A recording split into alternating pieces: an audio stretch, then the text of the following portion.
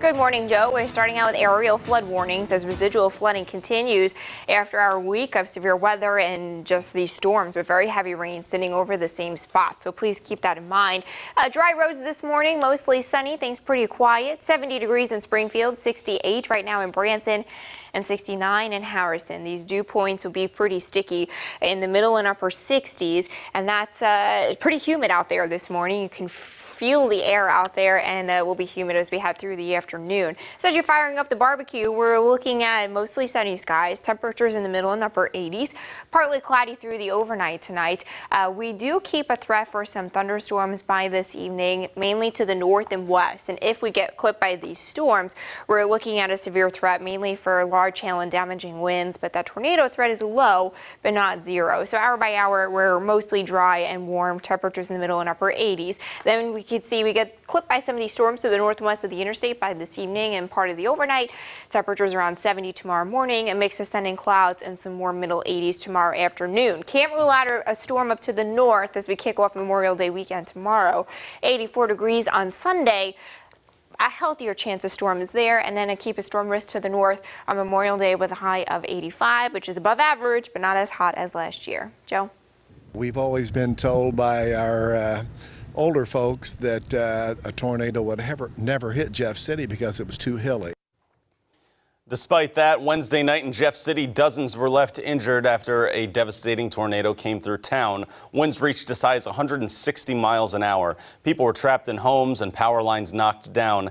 The mayor of Jeff City said it was preparing for rising water, not a strong tornado. While visiting that damage, Governor Mike Parson said he's thankful there were no fatalities there.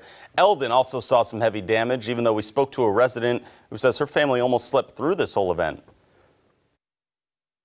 We sleep right where that tree is on our roof. And if it would have come through our roof, we would have probably been pinned in our bed.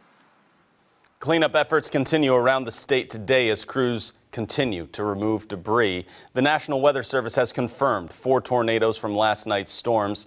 The map that you're seeing here shows the path of how it tracked across southwest Missouri.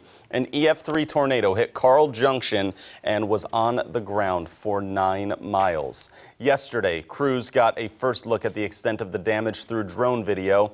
City leaders are expecting FEMA to come and assess the area for damages as well. Governor Parson also visited homeowners in the area. He says he's going to do what he can at the state level to ensure the needs of Briarbrook are met.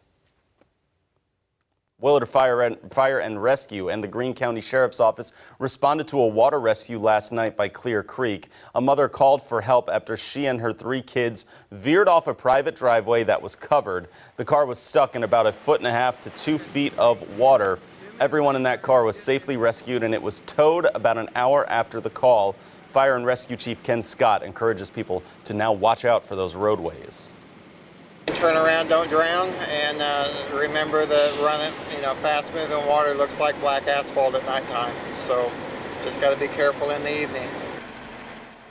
Can be very difficult in the evening, but overall, these are things that you want to watch out for because water rescues were happening frequently over the past week as flooding continues to be a concern in the region.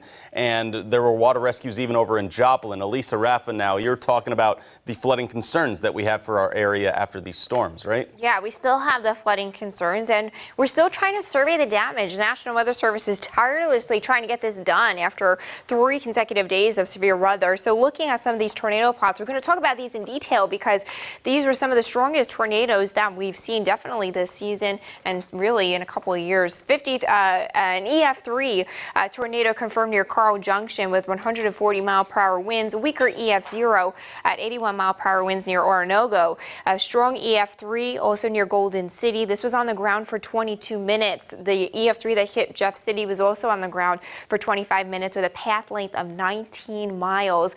Again, the flood threat continues too because we've got aerial flood warnings going through today. If you look at these rain totals, just bright reds on the map. Storm totals since Monday are about 9 inches in Joplin, over 8 inches in Springfield, which is why that flood threat continues even with the sunshine today. Joe?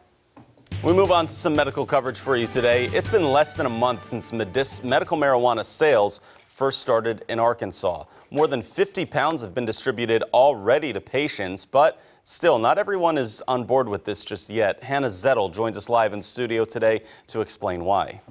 That's right, Joe. The owner of a local pharmacy chain in Jefferson County, Arkansas, is now suing the state's first medical marijuana dispensary due to the similarity of its name and logo. Doctor's Orders Pharmacy, located in Pine Bluff, filed a federal lawsuit Wednesday against Doctor's Orders RX, a dispensary found in Hot Springs, demanding the dispensary immediately stop using the name, terms, and symbols in the operation in advertising. The dispensary has yet to comment on the pending litigation, but a spokesperson for the Arkansas Medical Marijuana Commission says it can file a trade name change with the commission at any time, which would not impact day-to-day operation. The pharmacy is claiming trademark infringement, and for the owner, it's about upholding the public perception around a name he's used for a decade. Some people in our business are not particularly fond of the marijuana law passing. We're not falling down on one side or the other. We're not looking to shut down another business. We simply don't want them using our name and causing the confusion that's gone on. It's two completely different types of businesses. Is hoping for a hearing on this next week. Both the pharmacies and dispensary are registered with the Arkansas Secretary of State's office and listed in good standing. All right, Hannah Zettel this morning, thank you. We have some more local news for you. The Springfield Fire Department has its numbers report for 2018. Assistant Chief Brian Newberry tells us that they responded to about 850 fires last year, and the leading cause was from cooking incidents. In fact, 32% of those calls were due to a fire that began from people not following proper safety tips when cooking or grilling. The most concentrated area in town that fires occurred were right in the area where Fire Station 13 is set to be built on West College Street. Demolition on a couple of vacant homes has begun, and plans to design the station will start up in January. It takes a while, what they call travel time, for us in order to get there. And it is our highest call volume area. So we want to build a fire station in an area that's got the highest demand for services. And also our support units, or companies that are coming in to assist that first arriving company, is also a long travel time for them. So this addresses multiple needs. It's a big travel weekend coming up, but you can expect slightly lower gas prices for Memorial Day weekend. The national average is $2.85 a gallon. That's about 10 cents lower than a year ago. AAA estimates a record 37.6 million people will be on the roads this holiday weekend, which is up 3.5% from last year. Let's take a look now at what's coming up on CBS this morning. I'm Anthony Mason. Coming up, senators from opposite parties working together. Their plan to help businesses pay off workers' student loans. Coming up on CBS This Morning. All right, and we also need to take a look at what's trending here this morning over across the pond. Theresa May already made this announcement. She will step down as the leader of the Conservative Party. That's going to happen on June 7th. That means the new Conservative Party leader will become prime minister without a general election. She took over in July of 2016, made her statement today, said it was an honor. Her main regret is not making Brexit happen. And you guys recall, we've had so many of these Brexit updates, right? Right. October 31st is when this is supposed to happen, but Parliament still hasn't approved this yet. And that likely won't happen now either. Yeah, it's been going on for a while now. Right. And also, we need to point out, check your burgers and steaks when you're going to grill this weekend. I know you guys big on the grill, right? We know Jeremy Rabe and Kelly Smith also big on the grill, right?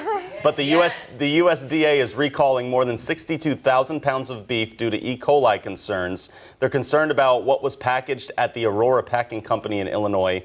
More than 40 products involved. They've already been shipped across the country. They have the establishment number 788 with the USDA inspection mark, and they'll note they haven't seen any reported cases of illnesses yet. Just need to watch out. Make a precaution. Not Memorial a good Day. weekend for that. Yes, certainly not a good weekend for that. Good movie time, though, right? Yes. We got a winner from the Buzz. Who's going to the movies, right? Now, if I can get it out of the thing. That was sticking to the side of the popcorn bucket. Okay. Blair Sapau is going to the movies right now. Favorite genre is comedy. Blair, nice. Me too. Fantastic. Loves watching Daybreak and Ozarks Live and movies with my hubby. So there you go. Very nice. Very nice. Enjoy the movies there. One last check of our forecast before we head on off this weekend. Yeah, that holiday weekend kicks off with some sunshine today, 87 degrees, a storm risk to the north and west. We keep that storm risk to the north Saturday, maybe a little bit more widespread on Sunday, but no day this weekend will be a washout, so that's some good news there. We will take that. Thank you for starting your Friday off with us, everyone. Enjoy your Memorial Day weekend.